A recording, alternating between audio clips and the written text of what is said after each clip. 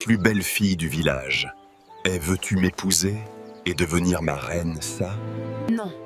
Non et non est fait. Je n'accepterai jamais de vous épouser. Elle vient de refuser d'épouser le roi. Ce matin-là, les tambours ne signifiaient qu'une seule chose. Le roi avait choisi une épouse. Dans tout le village, chacun comprenait ce que cela voulait dire. Dès que le son résonna dans les rues, les femmes arrêtèrent leur travail. Les hommes se regroupèrent. Les enfants coururent de maison en maison pour annoncer la nouvelle. C'était une tradition plus ancienne que la mémoire elle-même. Chaque fois que le roi désirait une nouvelle épouse, les anciens présentaient la plus belle jeune fille du village, et elle était conduite au palais. Aucune n'avait jamais refusé. Aucune famille n'avait jamais osé s'y opposer. On croyait que la paix du village dépendait de cette obéissance. Ce matin-là, les messagers royaux parcoururent le village pour annoncer le nom choisi. « Écoutez le décret du roi !» cria l'un d'eux.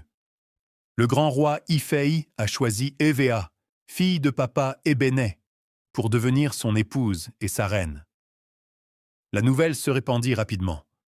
En quelques minutes, les habitants se dirigeaient déjà vers la concession de la famille d'Evea. Son jeune frère, Abou, arriva en premier, essoufflé. « Eva !» cria-t-il. « Quelque chose s'est passé. » Evea leva les yeux, calme. « Pourquoi cries-tu ainsi ?» Abou la regarda, comme si les mots étaient trop lourds à prononcer. « Le roi a choisi une épouse. » Eva hocha légèrement la tête. « Alors, une fille du village va entrer au palais. » Abou avala sa salive.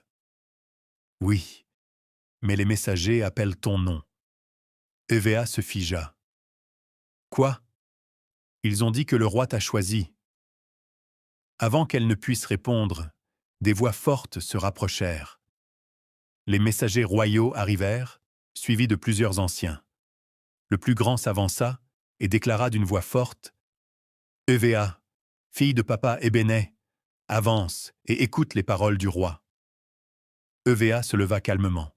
« Je suis Evea. » Le messager hocha la tête. « Le roi t'a choisi comme épouse.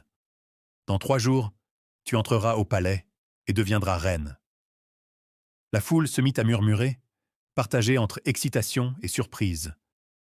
Certaines femmes souriaient avec envie, d'autres secouaient la tête, stupéfaites. Evea resta silencieuse un instant. Puis elle dit calmement « Je n'épouserai pas le roi. » Ces mots frappèrent la foule comme un coup de tonnerre. Pendant quelques secondes, personne ne parla. Puis les voix s'élevèrent de toutes parts. Qu'a-t-elle dit? Elle a refusé le roi. Une vieille femme cria choquée. Un ancien s'avança furieux. « Fille, fais attention à ta langue !» Evea ne bougea pas. « J'ai dit que je n'épouserai pas le roi. » Le messager la regarda, incrédule. « Tu ne peux pas refuser le choix du roi. » Evea le fixa droit dans les yeux. « Si, je le peux. Ma vie m'appartient. » Son père, papa Ébéné, accourut, paniqué. « Eva, te rends-tu compte de ce que tu dis? Tu insultes le trône !» Mais elle resta ferme. « Je dis simplement la vérité. » Une vieille femme, Mama Ima, leva les mains au ciel. « Cette fille va attirer une malédiction sur nous tous. Aucune femme n'a jamais rejeté le roi. » Un autre ancien ajouta avec colère. « Si l'épouse choisie refuse, les ancêtres se mettront en colère contre tout le village. » La voix d'Evea ne trembla pas. « Alors que les ancêtres sachent que je n'ai jamais demandé à devenir l'épouse du roi. » Le visage du messager s'assombrit. « Tu as 3 jours pour réfléchir. Si tu refuses encore, les anciens te jugeront devant tout le village. » La foule murmura, inquiète. Evea croisa les bras. « Ma réponse ne changera pas. » À ce moment-là, une autre voix s'éleva derrière la foule. Alors prépare-toi à dire ces mêmes mots devant le roi lui-même. » Tous se retournèrent. C'était Okéra, l'un des gardes les plus fidèles du roi, debout avec un air sérieux. Il fixa Eva. « Le roi a appris ton refus, et il veut te voir immédiatement. » Le visage de papa Ébéné pâlit. « S'il te plaît, c'est juste une jeune fille qui ne comprend pas ce qu'elle fait, » supplia-t-il. Okéra secoua la tête. Le roi n'accepte pas les excuses. Avant que quelqu'un ne puisse l'arrêter, Eva s'avança. « J'irai, » dit-elle calmement. Abou lui attrapa le bras, inquiet. « Tu es sûr de toi ?» Eva prit une profonde inspiration. « Oui. » Okéra l'observa attentivement. « Tu entres dans le palais d'un homme qui n'a pas l'habitude d'entendre le mot « non ». Eva regarda droit devant elle. Alors aujourd'hui, il l'entendra encore. Okéra la fixa un instant, puis se retourna et prit la route du palais. Eva le suivit sans hésiter, laissant derrière elle une foule en murmures. Jamais une jeune fille n'avait marché vers le roi de cette manière. Au palais, le roi Ifei attendait déjà, à la fois en colère, intrigué et déterminé à faire face à la seule fille qui avait osé le défier. Lorsque Eva arriva dans la cour du palais, la nouvelle de son refus s'était déjà répandue parmi les gardes et les serviteurs. Certains la regardaient avec choc, d'autres avec pitié. Okéra s'arrêta devant la grande entrée et se tourna vers elle. « Avant d'entrer, réfléchis bien à ce que tu vas dire. Le roi n'accepte pas facilement d'être humilié. » Eva répondit calmement. « Je ne suis pas venu pour l'humilier. Je suis venu dire la vérité. » Okéra observa son visage, comme pour comprendre d'où venait son courage. Beaucoup pensent que le courage fait du bruit. Mais parfois, c'est simplement refuser d'avoir peur. Eva esquissa un léger sourire. « Alors aujourd'hui, je serai très courageuse. » Okéra ouvrit les portes du palais et annonça d'une voix forte. « Eva, fille de papa Ébéné, est arrivée. » À l'intérieur, les anciens étaient assis en cercle, tandis que le roi Ifei trônait en hauteur, l'observant attentivement. Lorsqu'il parla, sa voix était grave et lente. « Ainsi, c'est toi la jeune fille qui pense pouvoir refuser le trône. » Eva s'avança et s'inclina légèrement par respect. « Grand roi, je n'ai pas voulu vous offenser. » Les yeux du roi se plissèrent. « Pourtant, c'est exactement ce que tu as fait. » La salle devint silencieuse, tandis que le roi se leva lentement. Depuis des générations, la plus belle fille du pays devient l'épouse du roi. Ce n'est pas seulement une tradition, c'est une loi sacrée qui maintient la paix dans ce royaume. Eva releva la tête. « Avec tout le respect que je vous dois, grand roi, une paix fondée sur la peur n'est pas une vraie paix. » Un murmure parcourut les anciens. « Cette fille parle avec trop d'audace !» cria l'un d'eux. Mais le roi leva la main pour imposer le silence. Il s'approcha d'Eva et l'observa attentivement. « Dis-moi une chose. Pourquoi la fille d'un simple fermier refuserait-elle une vie de pouvoir, de richesse et d'honneur ?» Eva répondit sans hésiter. « Parce que rien de tout cela ne m'appartient si je suis forcé de l'accepter. » Le roi la fixa longuement, puis laissa échapper un léger rire, sans aucune joie. « Tu es différente, » dit-il lentement. « Mais être différente peut être dangereux. » Eva ne recula pas. « Le silence peut l'être aussi, » répondit-elle. Le visage du roi se durcit. « Tu as une dernière chance. Retourne chez toi et réfléchis bien. Dans 3 jours, tu te présenteras devant les anciens. Si tu refuses encore le trône, le conseil décidera de ta punition. » Un ancien se pencha en avant et ajouta d'un ton grave. « Et la punition pour avoir déshonoré le roi n'a jamais été légère. » EVA sentit le poids de tous les regards posés sur elle, mais sa voix resta ferme. Ma réponse restera la même. Les yeux du roi devinrent froids. Nous verrons, répondit-il. Okra observa Eva alors qu'elle quittait la salle. Pour la première fois, un malaise le traversa. Car si Eva refusait réellement le roi devant les anciens, le village tout entier risquait de faire face à des conséquences bien plus graves que ce que chacun imaginait. 3 jours passèrent rapidement, mais la tension dans le village augmentait chaque jour. Partout où Eva passait, les gens murmuraient derrière son dos. Certains la regardaient avec colère, d'autres avec inquiétude, et quelques-uns avec une admiration silencieuse.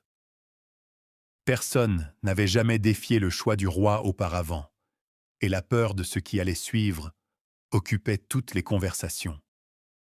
Le matin du 3e jour, les anciens se rassemblèrent sur la place du village pour entendre sa décision finale. Tout le village était présent. Eva se tenait calmement devant eux. Son père, Papa Ebené, était assis non loin, la tête baissée, couvert de honte. Abou se tenait à ses côtés, observant sa sœur avec nervosité. Le plus ancien du conseil, El Douaka, leva son bâton et parla d'une voix forte. « Eva, fille de Papa Ebené, tu as été choisie par le roi Ifei pour devenir son épouse. C'est une tradition sacrée qui protège cette terre depuis des générations.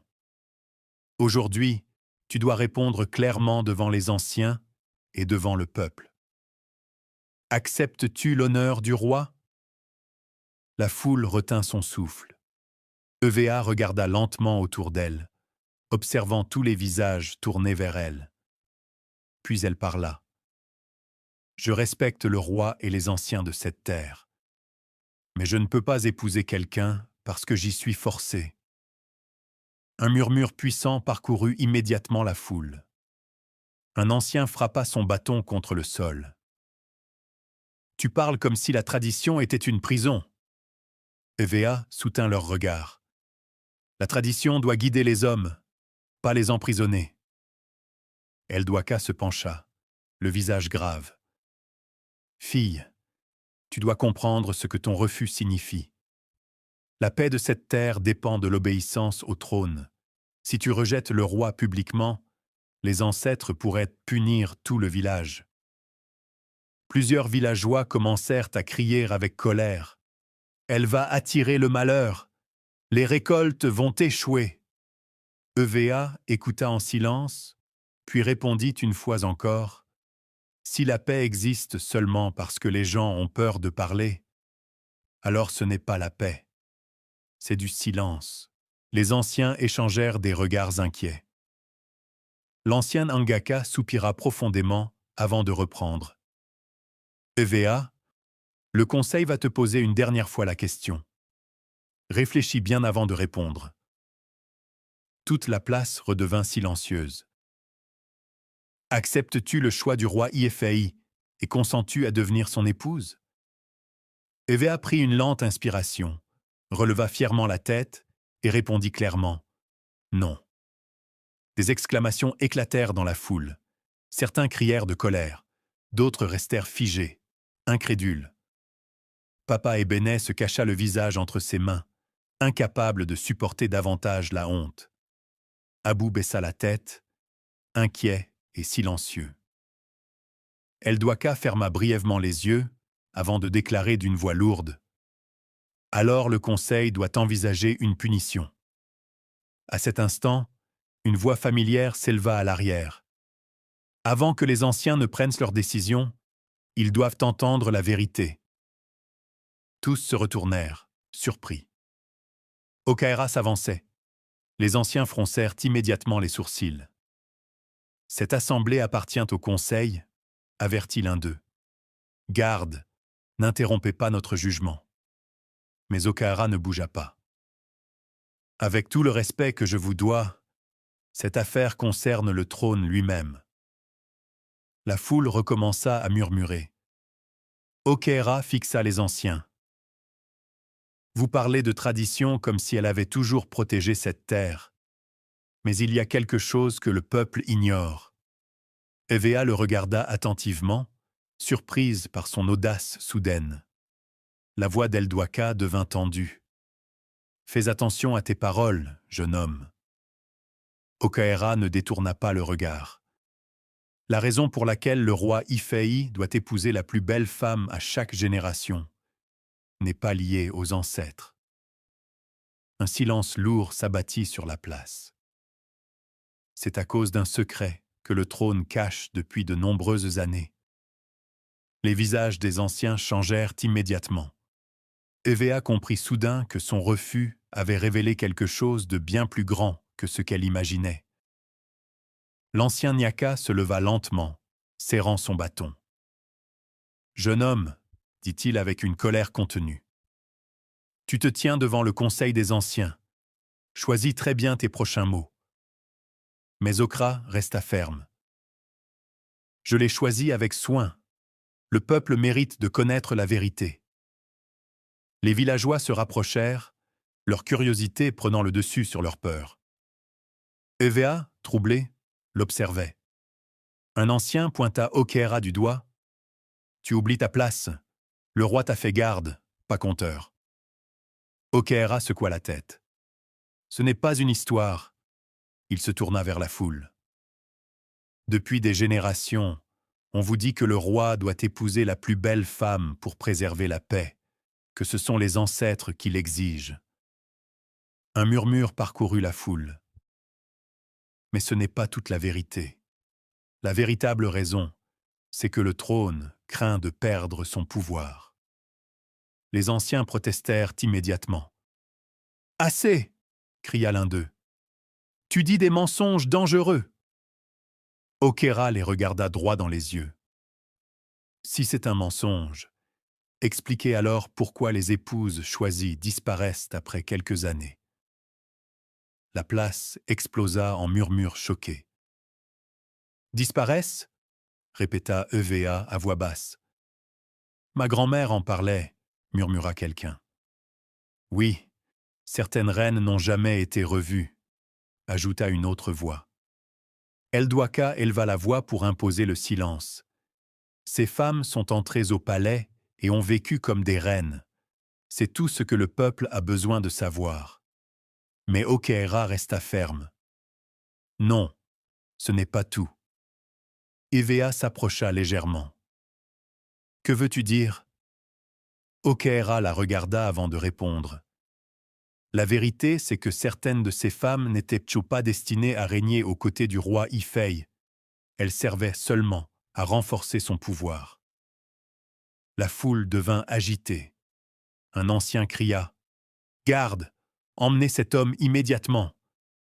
Mais avant que quiconque ne bouge, une voix puissante résonna. « Personne ne le touchera. » Tous se tournèrent vers la route du palais. Le roi Ifei se tenait là, entouré de gardes. Son visage était calme, mais son regard perçant. Il s'avança lentement vers le centre, la foule s'écartant sur son passage.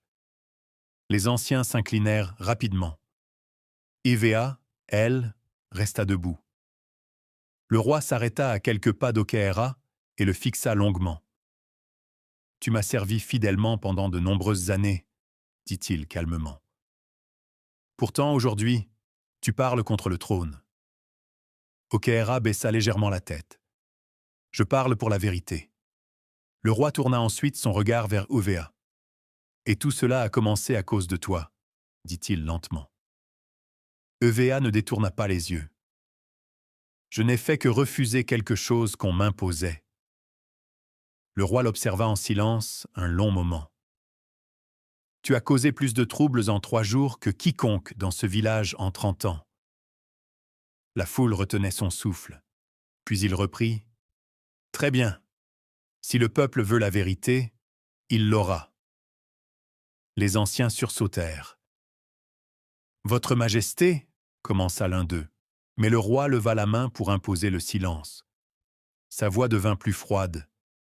Cette tradition existe parce que chaque roi doit prouver son contrôle sur ce territoire. Un trône sans peur est un trône voué à tomber.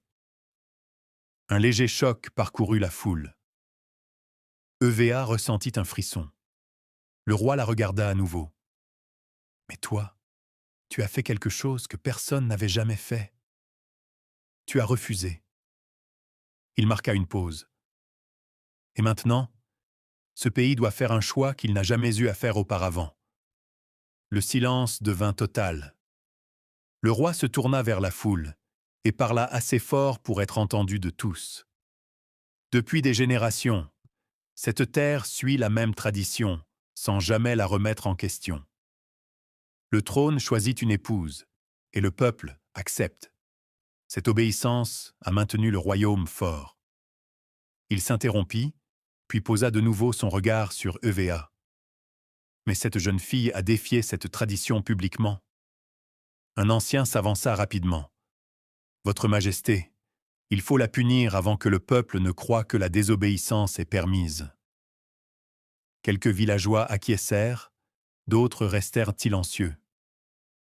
Le roi leva la main. « La punition peut faire taire une voix, mais elle ne fera pas disparaître la question qu'elle a soulevée. » Eva le regardait, incertaine. Le roi se tourna alors vers la foule. « Aujourd'hui, le pays doit choisir. La tradition doit-elle gouverner les hommes, ou les hommes doivent-ils choisir leur propre chemin ?» Un choc parcourut l'assemblée. Jamais un roi n'avait posé une telle question. Un ancien réagit immédiatement. « Majesté, c'est dangereux. Si le peuple commence à remettre la tradition en question, l'autorité du trône pourrait s'effondrer. » Mais le roi Ifei esquissa un léger sourire. « Une autorité qui ne tient que par la peur est déjà faible. » Il regarda de nouveau Eva. « Tu as dit que ta vie t'appartenait ? Dis-le encore une fois au peuple. Refuses-tu toujours d'épouser le roi ?» Eva inspira profondément.